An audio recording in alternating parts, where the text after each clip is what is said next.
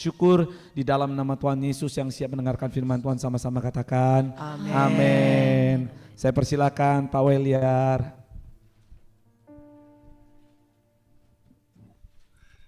Shalom semuanya. Puji Tuhan. Ya, puji Tuhan. Terima kasih untuk teman-teman yang boleh membawa kita terus memuji menyembah Tuhan di hadirat Tuhan. Terima kasih untuk Ibu Lili ya, dan teman-teman dari PD Immanuel. Ya, satu kesempatan yang indah. Saya mengucap syukur boleh mendapat kesempatan untuk membagikan berkat firman Tuhan. Nah, saudara dikasih Tuhan, saya percaya hari ini hari-hari yang spesial kita.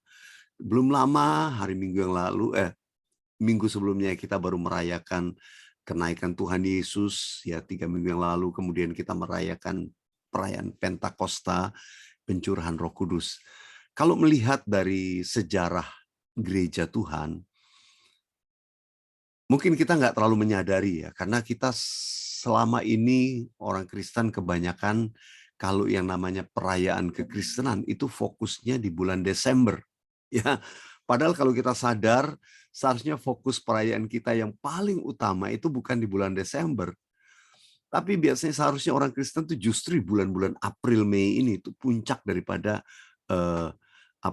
perayaan kekristenan itu ada di rangkaian ini, mulai dari kematian Kristus, kebangkitannya, kenaikannya, sampai pencurahan Roh Kudus. Dan kita seringkali lupa, kalau kita ngomong kelahiran gereja Tuhan, itu adalah setelah pencurahan Roh Kudus. Jadi kalau kita membayangkan hari-hari ini, itu sebetulnya murid-murid atau gereja mula-mula itu baru dibentuk itu hari-hari ini. Kalau kita baca Kisah Rasul pasal yang ke-2, 3, 4, saudara, itu sedang terjadi menurut sejarah gereja kira-kira 2000 tahun yang lalu. Saudara yang dikasih Tuhan, ini luar biasa. Kita gerejanya sedang menanti-nantikan kedatangan Tuhan Yesus kali yang kedua. Saudara, saya belakangan ini diteguhkan, dikuatkan untuk kita betul-betul sebagai gereja Tuhan, sebagai umat Tuhan, kita harus sungguh-sungguh menantikan kedatangan Tuhan Yesus, karena waktunya tidak lama lagi. Alkitab berkata, Injil Kerajaan Allah akan diberitakan kepada semua orang, dan sesudah itu barulah tiba kesudahannya. Dan saya percaya kesudahannya itu sudah sangat singkat. Ya, saya ketika beberapa, ya mungkin nggak sampai 2 minggu lalu, Tuhan bukakan banyak hal, termasuk melalui gembala senior saya, Bapak Rohani saya, Pak Niko, konfirmasi mengenai apa yang badan-badan penginjilan, ya kegerakan Pentakosta dunia, itu bisa punya satu fokus yang sama untuk mengarah pada satu target. Ya, ini targetnya gereja Tuhan, ya boleh saya katakan targetnya daripada badan-badan misi penginjilan, ya kegerakan Pentakosta, dari saya ingat konfirmasi dari Bill Wilson, Empower 21, ya dunia global yang bicara tentang tahun 2033. Kita nih nggak lagi ngomong Tuhan Yesus datang 2033, enggak. Tapi seperti ada sebuah target kegerakan penginjilan dan pelayanan yang semua difokuskan ke sana. Rick Warren memberikan satu konfirmasi lagi bahwa dia percaya bahwa kita nih sedang bergerak dalam penginjilan yang sangat kuat untuk menyiapkan gereja Tuhan, ya khususnya menjelang peringatan 2 millennials dari gereja Tuhan di tahun 2033. Wow, itu saya mulai concern. Satu lagi, ya pendiri dan presiden dari Alpha Course Dunia, Nicky Gamble, dia juga menuliskan yang sama. Kita sedang bergerak untuk penginjilan dunia sampai tahun 2033. What happened with that? Kenapa kok ngomongnya 2033? Emang Tuhan Yesus datang? Enggak. Tapi kita percaya ini berbicara tentang sebuah target ministry yang sedang dikejar sebagai fokus. Biarlah 2 millennials, 2000 tahun. Ya, itu biar menjadi sebuah perayaan. Jadi saya tadi di awal ngomong soal perayaan Kristen ya. Saudara dikasih Tuhan, pernahkah kita berpikir bahwa hari-hari ini seharusnya satu perayaan yang luar biasa? Tapi puji Tuhan, gereja Tuhan ngerti. Perayaannya bukan pesta, biar pesta di bulan Desember aja. Tapi perayaan yang sesungguhnya, yaitu melalui doa, puasa, doa sama-sama gereja Tuhan itu justru di hari-hari ini. Karena gereja mula-mula dibangun, murid-murid Tuhan harus berkumpul, mereka sehati berdoa, mereka tiap-tiap hari memecah-mecahkan roti, ya di rumah masing-masing, mereka saling memberi berkat, mereka yang diberkati, mereka menolong mereka, sehingga Alkitab berkata tidak ada yang kekurangan, karena gereja itu luar biasa. Mulai waktu itulah nama orang Kristen itu dimulai. Istilah orang Kristen itu baru mulai sesudah pencurahan Roh Kudus. Jadi kalau saya mau ngomong orang Kristen kalau nggak ada Roh Kudus bukan Kristen, saudara.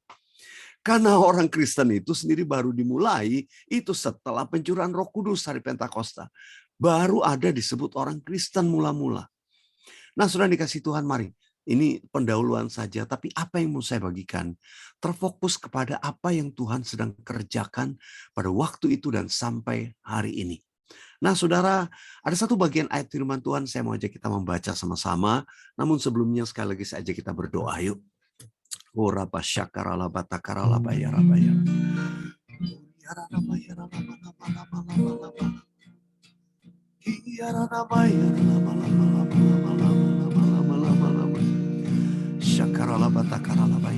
Tuhan, sekali lagi Engkau urapi hamba-Mu, urapi semua anak-anak-Mu Tuhan yang ambil bagian di dalam fellowship melalui Zoom ini. Kami boleh ada di berbeda tempat Tuhan, tapi kami percaya kuasa Roh Kudus yang sama, hadirat Tuhan pada waktu yang sama tidak dibatasi oleh ruang. Kami mengalami lawatan dan jamahan-Mu bersama-sama Tuhan. Tuhan, urapi kami, biar kami punya mata yang selalu memandang kepadamu. Engkau jamah hati kami supaya kami punya hati yang lemah lembut itu siap diubahkan. Berikan telinga seorang murid untuk mendengarkan setiap perkataan-Mu. Tuhan, terima kasih. Berdaulatlah atas setiap kami. Di dalam nama Tuhan Yesus kami berdoa. Haleluya. Katakan amin. Amin. Saudara, saya ajak kita baca Yohanes pasal 12. Yohanes pasal 12 ayat 31 sampai ayat yang ke-33. Yohanes pasal 12 ayat 31 sampai ayat yang ke-33. Sudah? Kita baca ya, 1, 2, 3. Sekarang berlangsung penghakiman atas dunia ini. Sekarang juga penguasa dunia ini akan dilemparkan keluar. Ayat 32. Dan aku, apabila aku ditinggikan dari bumi, aku akan menarik semua orang datang kepadaku. Ini dikatakannya untuk menyatakan bagaimana caranya ia akan mati. Saudara dikasih Tuhan, ayat-ayat ini diucapkan Tuhan Yesus kepada murid-muridnya. Beberapa waktu ya sebelum Tuhan Yesus meninggalkan mereka dan naik ke surga. Saudara, Tuhan sebelum dia mati di kayu salib, dia sudah kasih clue kepada murid-muridnya. Demikian dia akan mati. Namun saudara, saya ingin kita sama-sama fokus di ayat yang ke-32. Sama-sama kita baca sekali lagi ayat 32 ini perkataan Tuhan Yesus. 1, 2, 3. Dan aku, ya oke saya tunggu. Ayat 32, baca 3, 4. Dan aku, apabila aku ditinggikan dari bumi, aku akan menarik semua orang datang kepadaku. Garis bawahi kata semua orang. Aku akan menarik semua orang datang kepadaku. Saudara yang dikasih Tuhan, bertahun-tahun saya membaca ayat ini, saya pikir ini luar biasa nih. Kalau Tuhan sudah ditinggikan dari bumi, dia akan menarik semua orang. Perkataan semua orang membuat saya bertanya-tanya sampai hari ini.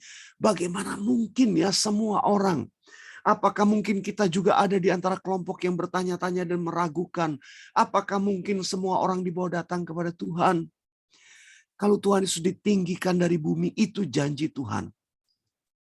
Nah, hari ini saya mau secara cepat sharing lebih dahulu tentang 3 hal yang bagi saya ini pengertian apa yang dimaksud dengan apabila aku ditinggikan dari bumi. Pengertian yang pertama, Yesus ditinggikan dari bumi adalah ketika dia naik ke atas bukit Golgota di atas kayu salib. Ketika Tuhan Yesus disalib, di atas bukit Golgota. Itu arti yang pertama, Tuhan Yesus itu ditinggikan dari bumi. Dan apabila aku ditinggikan dari bumi, aku akan menarik semua orang datang kepadaku. Ya, di ayat 33 tadi dikatakan, ini dikatakannya untuk menyatakan bagaimana caranya ia akan mati. Yes. Ketika Tuhan Yesus mati, dia harus ditinggikan dari bumi. Dia disalibkan, dia digantung, dia di atas bukit Golgota. Saudara, Tuhan Yesus mati untuk saudara dan saya. Tuhan Yesus mati untuk menebus kita semua. Dia adalah jalan kebenaran dan hidup. Tuhan Yesus harus menyelesaikan karya penyelamatannya. Dan dimulai dengan dia harus mati di kayu salib. Aku ditinggikan dari bumi. Itu membuka jalan untuk manusia bisa datang kepada Allah. Ketika Tuhan Yesus mati di kayu salib dan Tuhan Yesus berkata, it is finished, sudah selesai. Maka dikatakan jam 3 petang itu tiba-tiba gelap gulita melanda. Lalu kemudian apa yang terjadi? Gempa bumi hebat melanda. Orang-orang ketakutan. Prajurit-prajurit dan orang-orang yang ada di bukit Golgota, mereka ketakutan dan mereka berkata, orang ini benar-benar anak Allah. Mereka baru menyadari, mereka ketakutan. Tapi ada satu tanda yang menarik. Di bait Allah, imam-imam juga ketakutan. Kenapa? Karena saat itu tirai bait Allah itu terbelah. Tirai bait Allah terbelah adalah sebuah tanda bahwa tidak ada lagi pintu yang menutupi. Artinya jalannya terbuka untuk manusia dapat datang kepada Allah. Saudara dikasih Tuhan, dulu kalau manusia mau datang kepada Tuhan untuk membawa doa dan permohonan harus lewat imam. Ya, pada zaman dahulu. Tetapi ketika Tuhan Yesus mati, tirai itu terbelah. Artinya jalan masuk itu dibuka oleh Tuhan. Sehingga setiap orang dapat datang kepada Bapa melalui Yesus Kristus Tuhan. Ketika firman Tuhan berkata, semua orang, kalau aku ditinggikan dari bumi, semua orang akan dibawa datang kepada Tuhan. Ini adalah step yang pertama. Di mana Tuhan membuka jalan sehingga semua orang akan dapat datang kepada Bapa, yaitu mereka yang percaya. Saudara dikasih Tuhan, apa yang dilakukan Tuhan Yesus? Dia ditinggikan dari bumi. Dia mati di kayu salib, tapi dia turun ke dunia orang mati. Di situ dia mengalahkan kuasa maut. Tuhan Yesus menang atas maut. Lalu dia bangkit kembali. Supaya setiap orang yang percaya kepadanya juga beroleh kebangkitan. Beroleh kemenangan. Boleh sama-sama katakan amin. Saudara dikasih Tuhan. Ini arti yang pertama. Tuhan Yesus harus ditinggikan dari bumi. Arti yang kedua Tuhan Yesus ditinggikan dari bumi. Adalah ketika Tuhan Yesus naik ke surga disaksikan murid-muridnya. Tuhan Yesus naik ke surga. Murid-murid Tuhan Yesus menyaksikan kenaikannya. Dan sebelum Tuhan Yesus naik ke surga, Tuhan Yesus berkata begini. Lebih baik aku pergi kepada Bapa. Sebab kalau aku pergi kepada Bapa, nanti Bapa akan mengutus penolong yang lain. Yang akan memimpin kamu kepada seluruh kebenaran, yaitu roh kebenaran. Roh Kudus harus turun. Karena itu Tuhan Yesus harus ditinggikan dari bumi. Supaya apa? Supaya Roh Kudus turun. Ketika Roh Kudus turun, maka karya penyelamatan Tuhan itu didelegasikan oleh kuasa Roh Kudus kepada semua murid-muridnya. Generation after generation sampai hari ini. Kalau Tuhan Yesus nggak naik ke surga dan Roh Kudus tidak turun, maka pekerjaan penyelamatan dunia hanya akan dikerjakan pribadi Yesus terus. Murid-murid Tuhan Yesus cuma jadi asisten yang ngikut terus keliling kemana-mana. Tapi ketika Tuhan Yesus naik ke surga, sebelum Tuhan Yesus naik berkata, kamu akan menerima kuasa kalau Roh Kudus turun ke atas kamu. Dan kamu akan menjadi saksiku di Yerusalem, Yudea, Samaria, sampai ke ujung bumi. Tuhan Yesus harus ditinggikan dari bumi. Tuhan Yesus harus naik ke surga supaya Roh Kudus turun. Dan kalau Roh Kudus turun, murid-muridnya akan penuh dengan kuasa untuk menjadi saksi Tuhan Yesus. Kita tahu ketika murid-murid Tuhan Yesus dipenuhi Roh Kudus, tiba-tiba mereka yang ketakutan bersembunyi, mereka keluar dengan gagah berani. Dan hari itu Petrus berkhotbah, 3.000 orang bertobat. Mujizat-mujizat terjadi dalam pelayanan murid-murid Tuhan Yesus. Even Petrus jalan aja bayangannya kena orang sakit sembuh. Mujizat-mujizat yang diperbuat Tuhan Yesus dilakukan oleh murid-muridnya. Ketika Tuhan berkata, apabila aku ditinggikan dari bumi, aku akan menarik semua orang datang kepadaku. Saya percaya karya itu mulai berlanjut. Ketika Tuhan naik ke surga, Roh Kudus dicurahkan. Tanda-tanda ajaib mulai terjadi. Orang banyak mulai bertobat. Injil diberitakan, murid-murid Tuhan Yesus mulai disebar ke seluruh penjuru dunia. Mereka mulai bergerak. Rasul-rasul bergerak ke Eropa, ke Asia.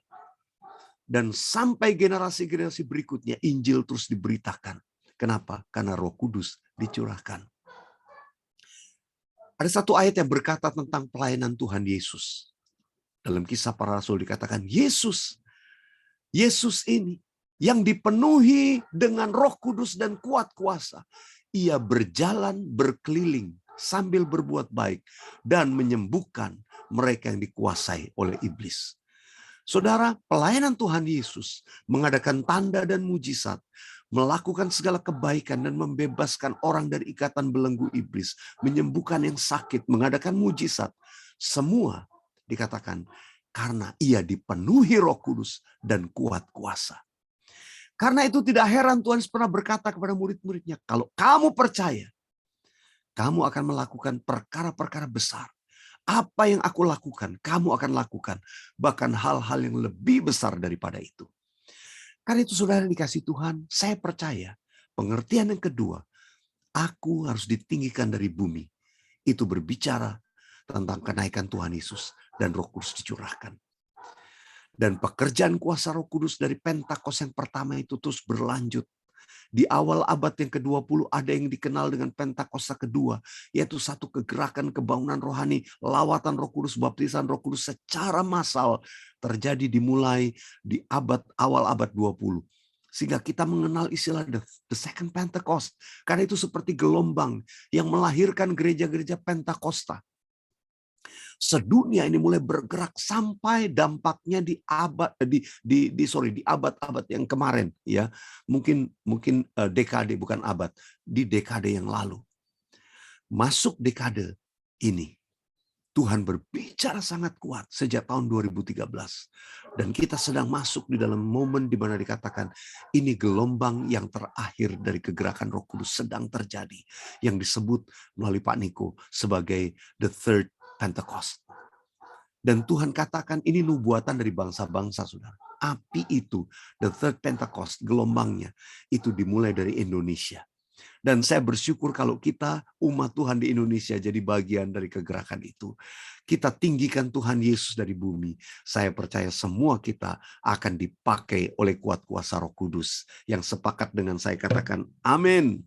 Haleluya, haleluya. Ya, saya ajak kita nyanyi dulu supaya nggak tegang ya Bu Lili. Haleluya. Ku tinggikan Engkau Tuhan melebihi segalanya, lebih dalam ku menyembah dalam roh dan kebenaran. Nyanyikan. Engkau Tuhan melebihi segalanya, lebih dalam ku menyembah dalam roh dan kebenaran selamanya.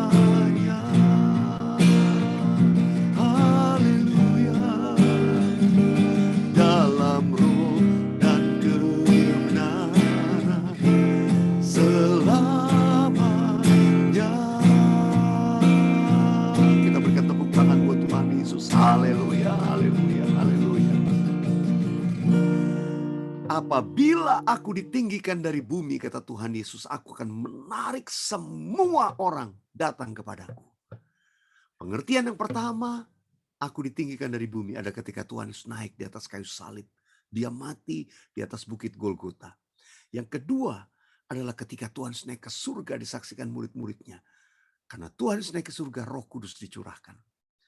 Tapi pengertian yang ketiga, aku ditinggikan dari bumi.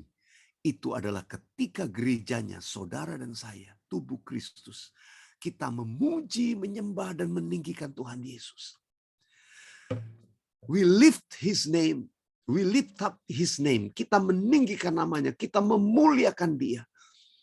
Waktu umat Tuhan memuji-muji Tuhan. Memuji-muji Tuhan. Itu dikatakan kita sedang meninggikan Tuhan. Yang setuju dengan saya katakan amin. Saudara dikasih Tuhan, saya mau katakan begini. Yang pertama dan yang kedua sudah dikerjakan oleh Tuhan Yesus.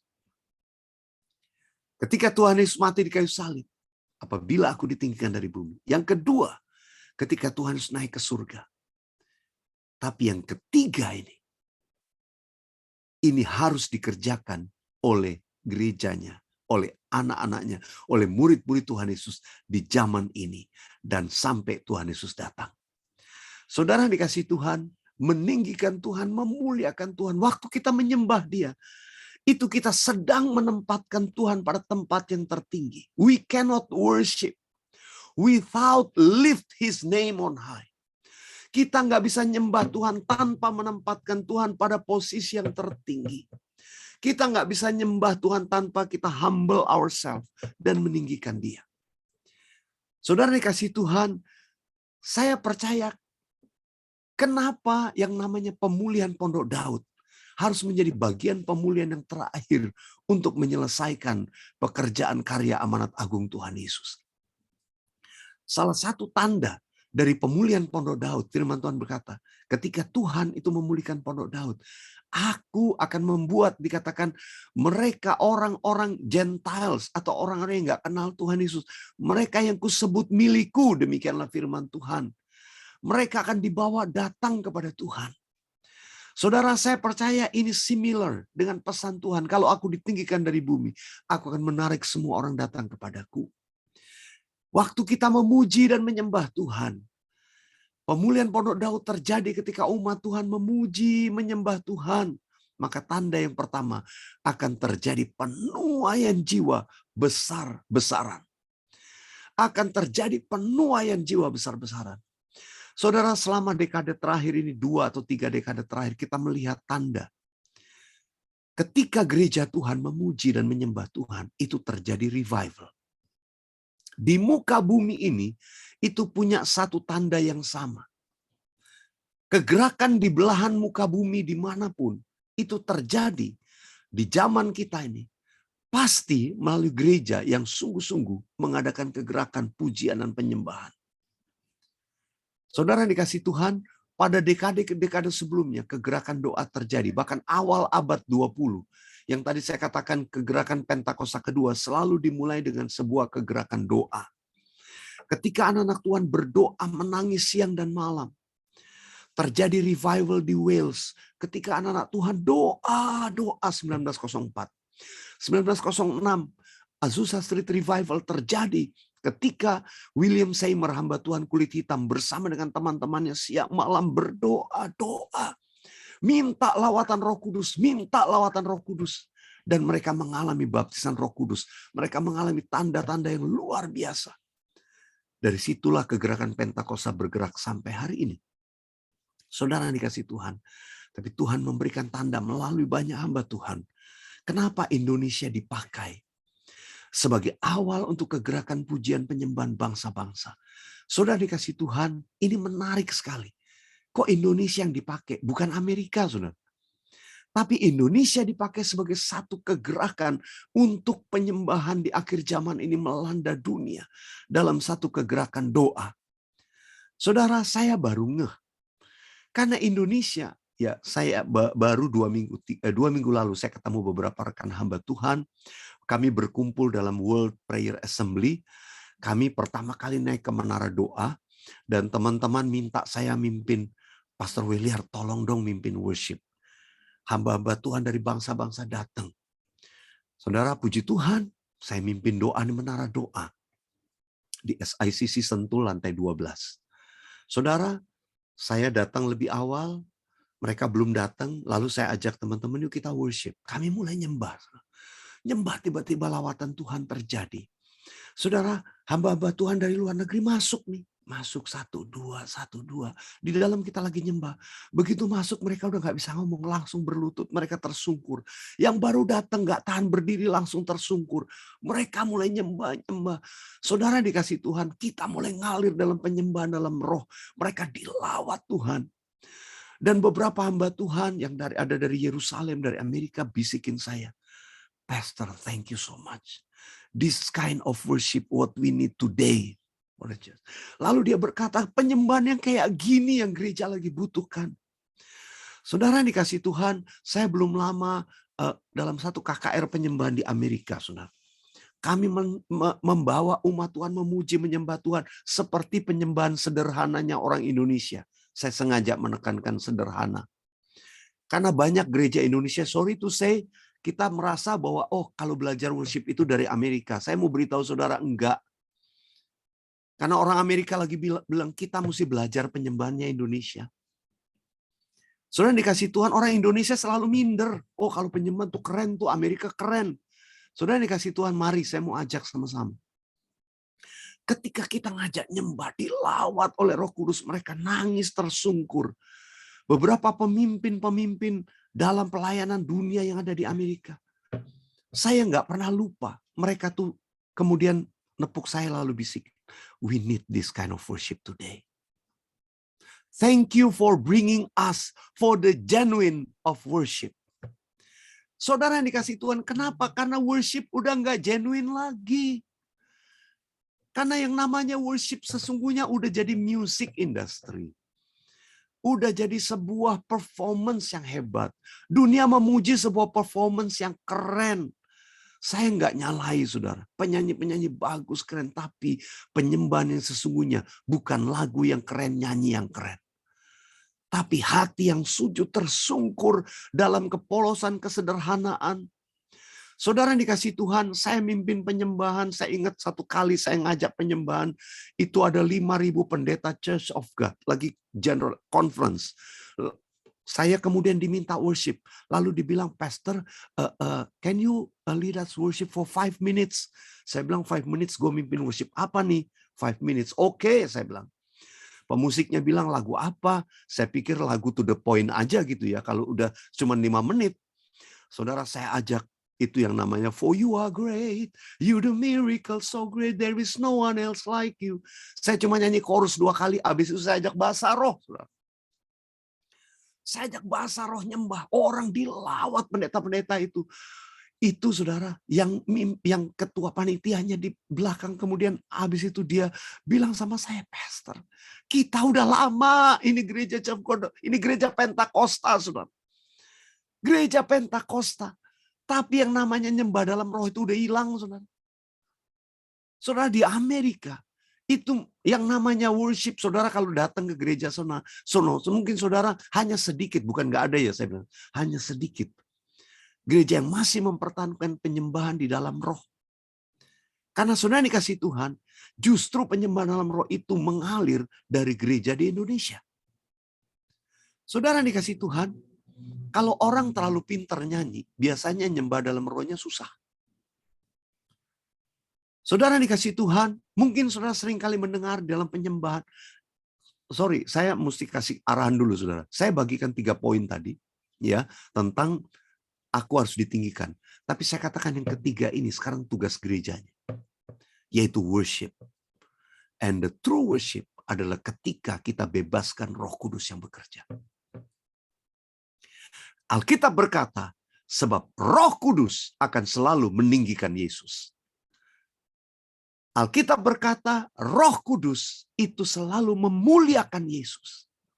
Karena itu saudara, kalau really kita mau memuliakan Yesus, kita mesti penuh Roh Kudus. Karena gampang sekali yang namanya nyanyi. Oh saudara, kalau nyanyi mas saudara dengar penyanyi keren saudara. Waduh nyanyi lagu Amazing Grace, how sweet the sound. Orang tepuk tangan, vokal keren. Tapi jujur mari kita berkata, Tuhan Yesus Dia bukan mendengar dengan telinga manusia. Telinganya beda, saudara. Yang didengar oleh Tuhan adalah apa yang keluar dari hati. Dan sometimes not audible. Dan itu kedengaran di telinga Tuhan. Saudara, pagi ini saya mau bagikan tugas kita dalam meninggikan Tuhan Yesus adalah worship yang sesungguhnya. Dan worship, the true worship, itu bukan karena saudara bisa nyanyi. Sorry. Penyembahan bukan dikuasai hanya orang-orang yang pintar nyanyi, pintar main musik. Saya pernah ke China, saudara.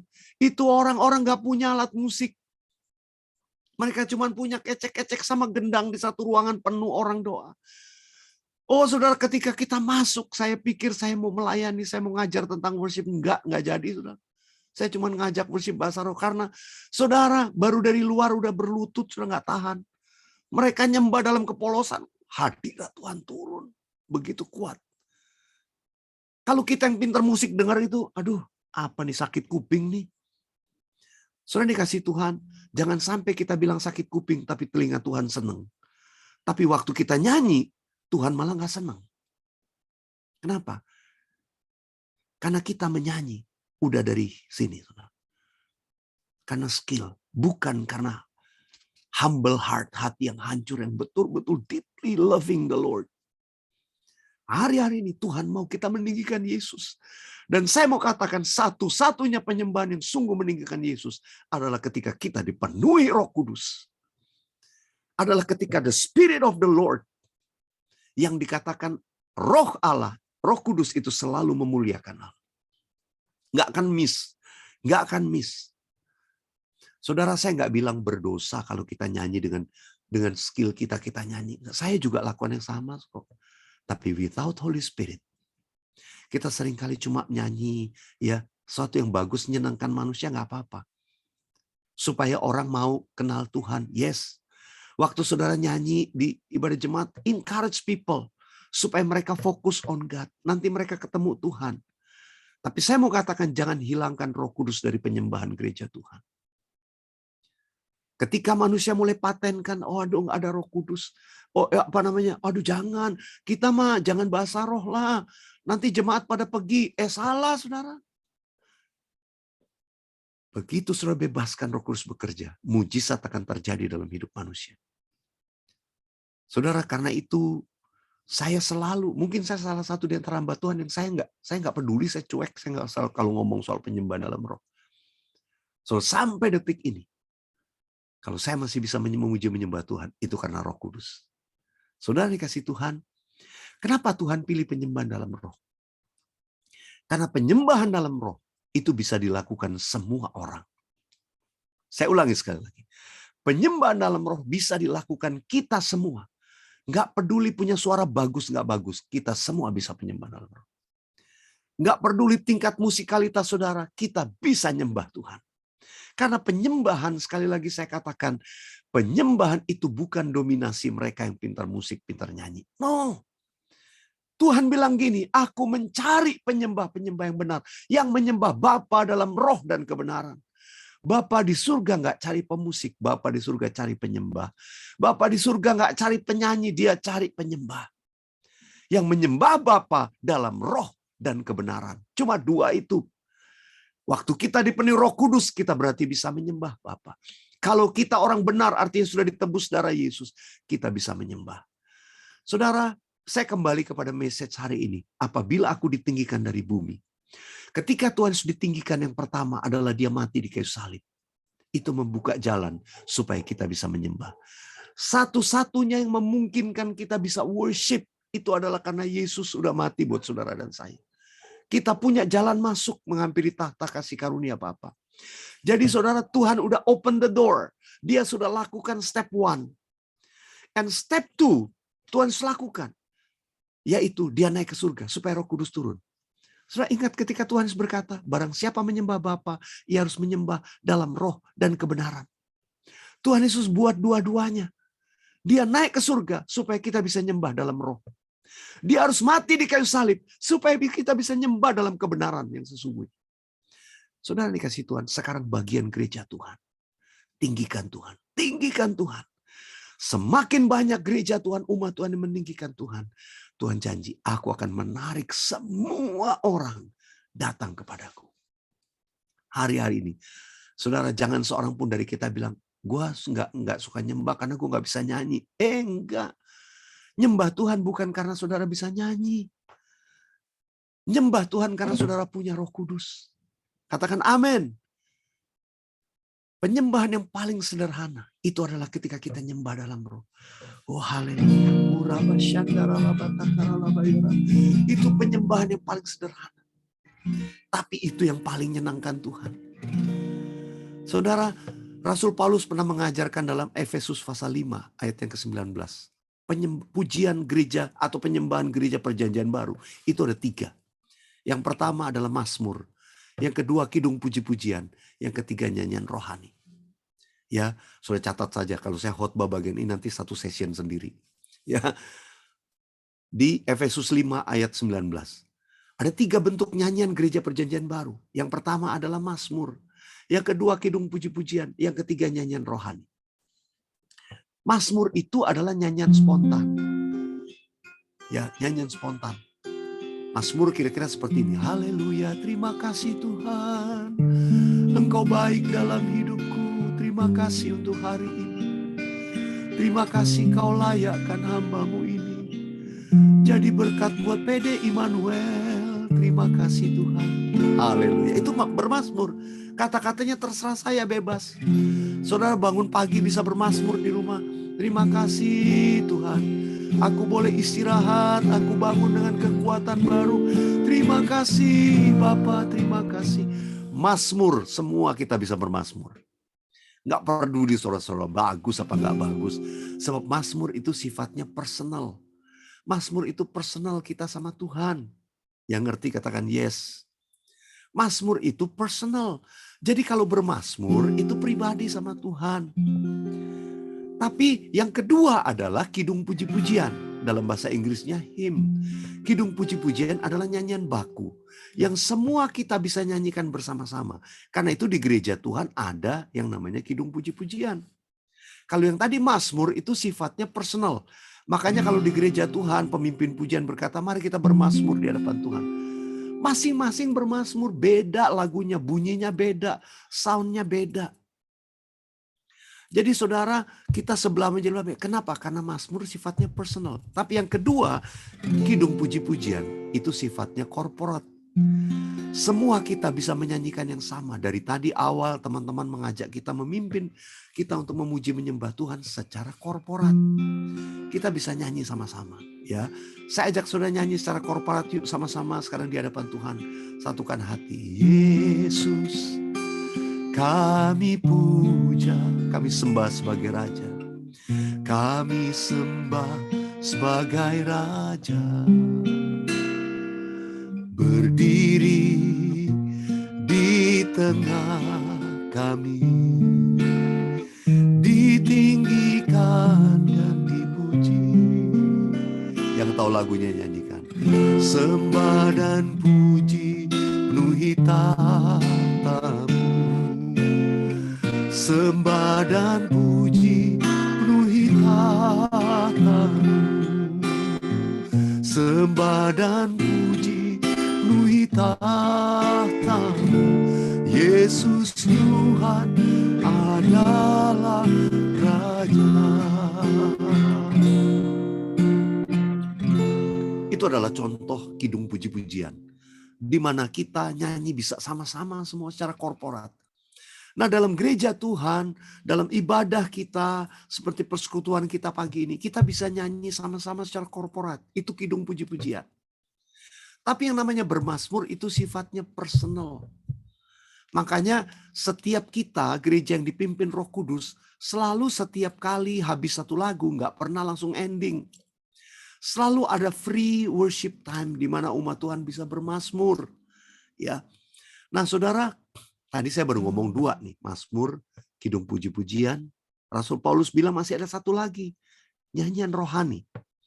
Dalam bahasa Inggris dipakai kata spiritual songs atau the song of the spirit. Saya percaya ini berbicara tentang nyanyi di dalam bahasa roh.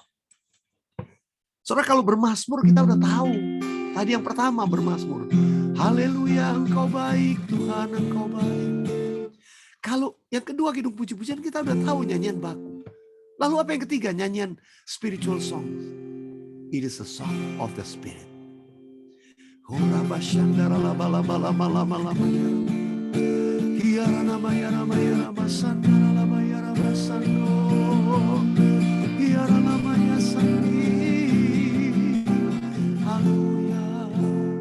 Saya cuma beritahu saudara satu hal. Kalau engkau nyanyi dalam roh, fokuskan pada pribadi Yesus. Engkau sedang meninggikan Tuhan Yesus.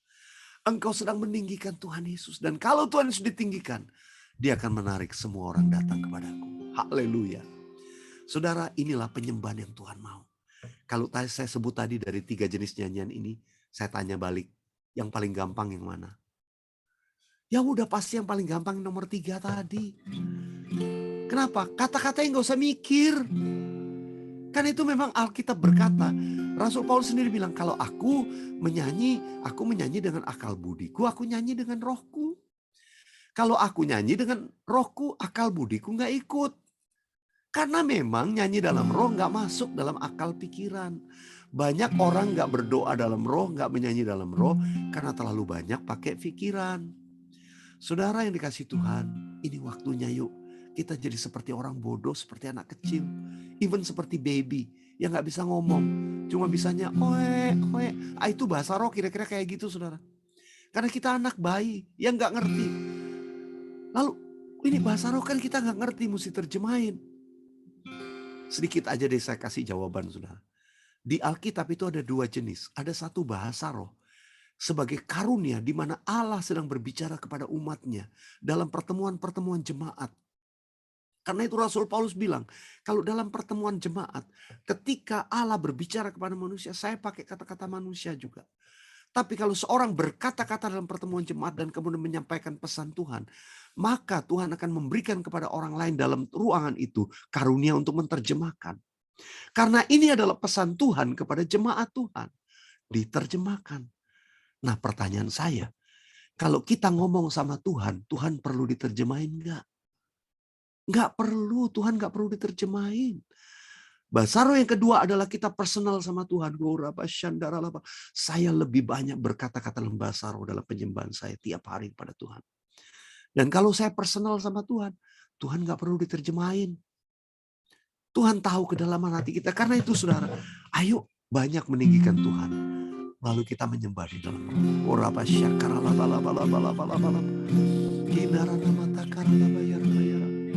Saudara dikasih Tuhan, saya berdoa. Sesi singkat ini membawa kita ngerti, oh iya ya, kalau saya mau meninggikan Yesus dari bumi, saya mau memuliakan Yesus, ya saya perlu Roh Kudus. Kata-kata manusia terbatas. I glorify you, I lift your name on high. Ku puji, ku sembah, I bless your name. Udah terbatas. Tapi waktu saudara menyembah dalam roh, gak terbatas, unlimited. Saudara, dan juga bukan cuma unlimited, everybody can do it. As long as you are filled with the Holy Spirit. Saudara penuh Roh Kudus. Pak, saya nggak bisa nyanyi. Nyanyi dalam roh pasti bisa. Saudara dikasih Tuhan. Saya mau tutup dengan kesaksian. Karena ini pesan Tuhan yang saya harus sampaikan buat gereja Tuhan hari-hari ini. Saya tuh belakangan ini Tuhan pakai dalam pelayanan di YouTube channel. Ya, kalau saudara mungkin juga suka mengikuti ya. Worship with Veliar setiap Jumat malam saya premier nyembah Tuhan. Nanti Rabu pagi jam 6 saya ada worship, morning worship. Dan itu saya lakukan via YouTube nyembah Tuhan. Nah, tiap hari itu saya tuh mendoakan jemaat Tuhan. Nanti saya buka YouTube channel saya. Jadi kalau pagi habis saya saat teduh, pasti saya buka lagi YouTube channel yang terakhir. Nanti kalau ada permohonan doa, pasti saya doain. Saya baca, saya doain jemaat Tuhan. Yang udah saya doain, yang udah saya baca, itu jempolnya saya centreng. Ya, saya centreng jempolnya jadi ada tanda hitam gitu. Nanti anytime saya buka lagi yang belum ada tanda jempol hitamnya itu berarti belum saya baca, belum saya buka. Nah, every day saya pasti habis saat teduh saya buka itu, saya scroll down lagi. Saya lihat yang belum saya centreng itu saya baca dan saya doakan. Saudara, jadi begitu selesai. Nah, beberapa hari yang lalu saya ingat ketika saya habis saat teduh habis berdoakan. Nah, biasanya habis itu ritual saya nih, ya bukan rahasia, ritual saya biasanya jalan pagi. Atau biasanya suka bawa jalan anjing. Ya, anjing saya bawa jalan pagi-pagi. Ya. Nah, biasanya sambil bawa jalan anjing itu saya dengerin YouTube, saya pakai earphone. Nah, saya dengerin penyembahan saya sendiri, Worship with Beliar, saya dengarkan gitu ya. Nah, kali ini waktu saya lihat ada yang udah 8 bulan yang lalu. Ya, saya klik aja, saya sampai udah lupa, saya mau denger lagi. Saya sambil bawa jalan anjing saya worship. Nah, sampai di satu taman, anjing saya lagi makan-makan rumput. Saya buka handphonenya, karena dari tadi dikantongin. Saya buka, saya pikir saya mau lihat kolom komennya. Ini yang 8 bulan lalu saya kayaknya pasti udah didoain semua.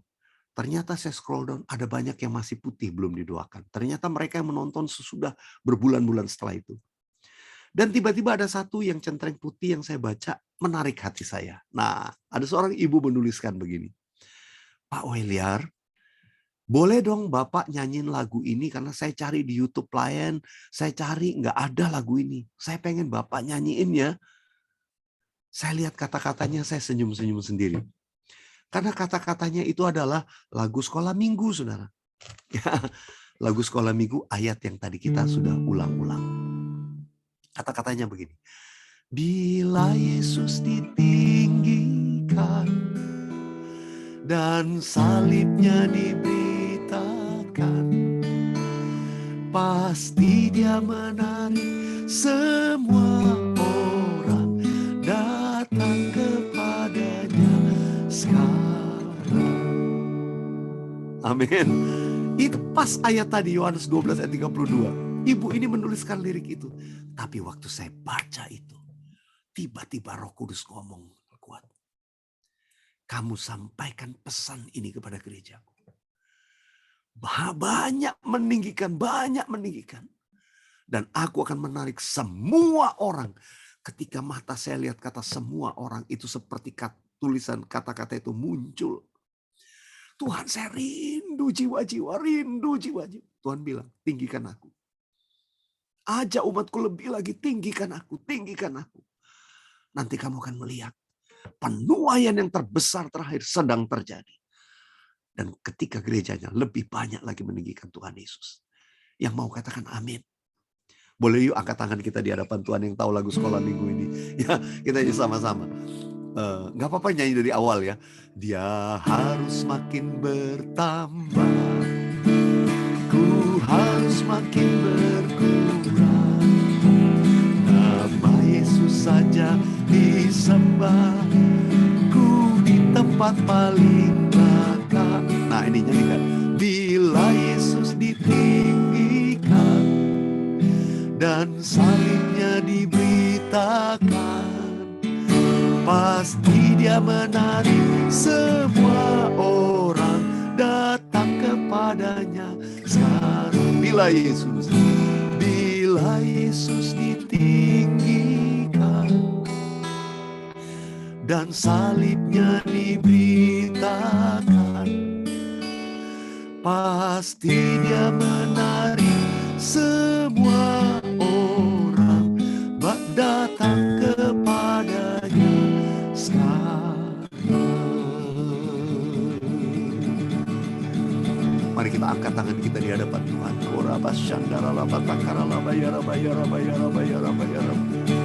Bless the Lord, oh my soul, oh my soul, worship His holy name. Nyanyikan. Sing like never before. Oh my soul, I worship your holy name. Lift up your hands, sing it. Bless the Lord, oh my soul. Oh my soul, worship His holy name. Sing like never before. Oh my soul, I worship your holy name. I worship your holy name. I worship you. I worship your holy name.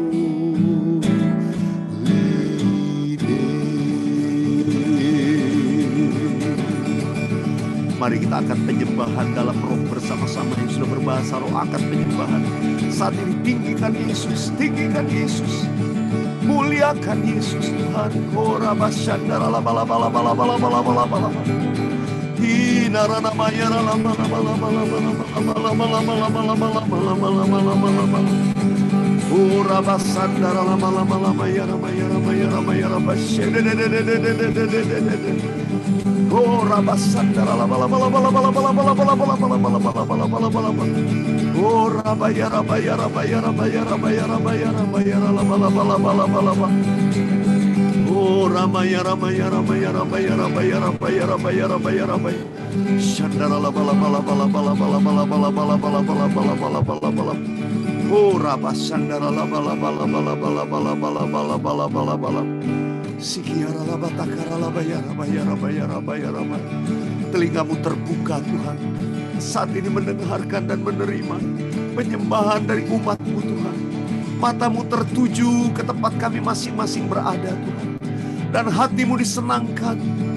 Engkau menghirup Tuhan satu aroma penyembahan yang indah saat umat-Mu menyembah dalam roh. Ukupan yang kudus naik ke hadapan-Mu ya Tuhan saat ini. Ora basandara laba-laba. Kami umat-Mu dari PD Immanuel Tuhan bersama-sama. We worship you, we worship you, we worship you Lord. Sikara laba takara laba laba laba laba laba laba laba laba laba laba laba. Aku berdoa Tuhan setiap kami dipenuhi dengan Roh Kudus. Dalam nama Yesus aku perkatakan kami dipenuhi dengan Roh Kudus. Dan biar roh kami terus menyala-nyala. Kami mau Tuhan senantiasa memuji menyembah-Mu. Bangkitkan penyembah-penyembah yang benar. Yang menyembah Bapa dalam roh dan kebenaran. Bangkitkan dari tempat ini Tuhan. Bangkitkan Tuhan dari PD Immanuel. Semua kami menjadi penyembah-penyembah yang benar. Yang menyembah Bapa dalam roh dan kebenaran. Oh rabas syakara laba laba laba laba laba laba. Tuhan terima kasih, terima kasih. Oh rabas sandala laba laba laba laba laba laba. Inaran mayara laba laba laba laba laba laba. Thank you Jesus, thank you Father. Oh rabas syakara laba laba laba laba. Inarana matakara laba laba laba laba laba laba laba laba laba laba laba laba laba. Thank you Lord, thank you Jesus. Terima kasih. Aku lepaskan berkat-Mu dalam nama Tuhan Yesus.